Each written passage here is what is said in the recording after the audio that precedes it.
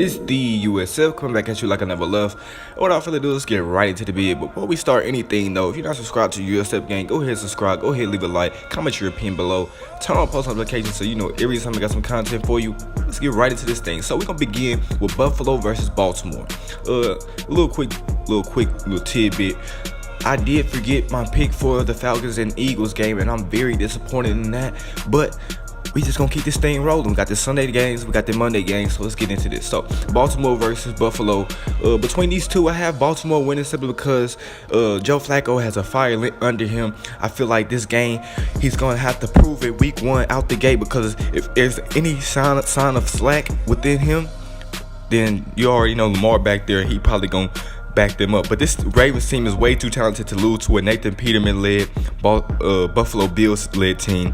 You look at Nathan Peterman's performance last year against the Chargers, and it was horrendous. So I got them winning this game. Baltimore wins. Jacksonville versus New York Giants. So when I look at this game, I look at the fact that the Giants are not far removed from having a great defense, being 11-5 the year before last year. Last year was kind of a fluke year. Now you add in a generational talent in Saquon Barkley with the addition of that defense, and you have Odell Beckham back there. Now this game is going to be played in the trenches, looking at both of these guys' run games and who can stop the run, and it's going to come down to QB play. When I look at both Eli Manning and Blake Bortles, I say who is going to have a better game.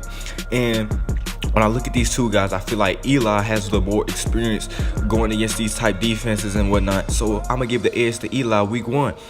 Just my opinion. So next game we have Tampa Bay versus New Orleans. New Orleans is, you know, they were a game away from going to the NFC Championship last year. They're way too talented team to lose this type game against the Tampa Bay Buccaneers without a Jameis Winston, who is suspended for 3 games at the beginning of the season. So this one's kind of a gimme New Orleans to win this game. So let's move on. Patriots versus the Houston Texans. Now these two teams right here they had a game last year where it was a close shootout. Now this game, I feel like it's not gonna be the same thing, not gonna be the same case. You look at Tom Brady and Gronkowski, and you have on the other side Deshaun Watson, DeAndre Hopkins, Jadeveon Clowney, Whitney Merciless, what's his name, J.J. Watt, the Honey Badger. You have all of them. So it's a lot of talent on the Houston Texans team. But I cannot pick against Tom Brady and Belichick, especially going against week one, where I feel like Belichick has put his eyes on the Houston Texans, seeing them as a threat in the AFC right now. So I have them winning this game. But whoever loses this game, eyebrows are going to be raised for whoever loses this game. If it's not close whatsoever, guarantee you speculation is going to begin. So this is the game I hear where I look at that I'm gonna have to keep my eyes on. So let's move on. San Francisco versus Minnesota. When I look at this game, I see Kirk Cousins, and I say, there's just so much hype built around Kirk Cousins, saying that it's Super Bowl or bust for this team. But week one right here, I have Jimmy G getting it done. Jimmy G is a phenomenal quarterback. He did beat my team last year, the Tennessee Titans, but it was just good field position. He really only scored 1 touchdown that game, but nonetheless, the guy can throw the ball. He can throw the ball down the field. He's a magician with the rock. So I got him winning this game. Him and Kyle Shanahan should be able to get it done. Now, for my favorite game of the week, we have Tennessee versus Miami. Now, these two teams right here really don't have an identity right now, being that Tennessee has a new coaching staff, being that Miami moved a few pieces around. We don't really know what to expect between these two teams, but when I'm looking at it from a pure talent standpoint, I feel like Tennessee has more talent than the Miami Dolphins, and they should win this game. But this game right here is kind of tricky because you never know between these two teams. Last year, Tennessee beat this team. Miami beat this team 16-10, but that was with no Marcus Mariota. And the year before that, Marcus Mariota came in here and beat the Dolphins 30-17. So I'm looking for a big performance out of Marcus this game, and I have Tennessee winning. So let's move on. Cincinnati versus Indianapolis. Now you look at this game and you see Andrew Luck on one side, then you see Cincinnati, which has Andy Dalton, John Ross, AJ Green, Joe Mixon, and those guys are good and whatnot, but I can't pick against Andrew Luck going against Cincinnati week one. I feel like the rust is going to be knocked off real quick. He knows in his mind the expectations he has to live up to this season, and he's going to come back and show his worth, and I feel like he gets the win week one. So we're gonna move on. Pittsburgh versus Cleveland. Now this game right here can be even more trickier. You look at a team without Le'Veon Bell, you add in Connor Williams as the running back, and now you have a hungry Cleveland Browns team.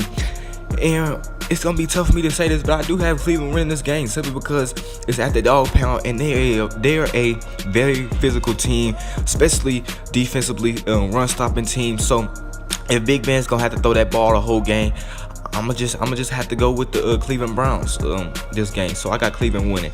Let's move on. Kansas City versus LA. You got Patrick Mahomes versus that Joey Bosa, Melvin Ingram, all them guys over there. So I got KC winning this game. Pat Magic is gonna get it done because I've seen what he did in preseason. He's making a lot of good throws. You look at the type throws he's making, and those throws are pretty good. So I got him winning week 1, especially because LA doesn't really have a home field advantage right now. So this is kind of a get your feet wet little game right here with Patrick Mahomes. So let's move on. Seattle versus Denver. Now you look at this game, you see Russell Wilson, you see that Denver's phenomenal defense, or what should be phenomenal, but I got Russell Wilson. You can never bet against Russell Wilson. You can never bet against a magician with the rock. You know what I'm saying? He is a phenomenal quarterback, so he will get it done this week. And let's move on to Dallas versus Carolina. You look at this game right here, and Dallas is not far removed from a 13-3 season. You add Zeke back, let's get it. They will beat the Carolina Panthers this week. I don't feel like it will be close. Yes, you have Luke Kuechly, who will probably make it tough on Zeke, but at the same time, I feel like Dak and them will get this thing done.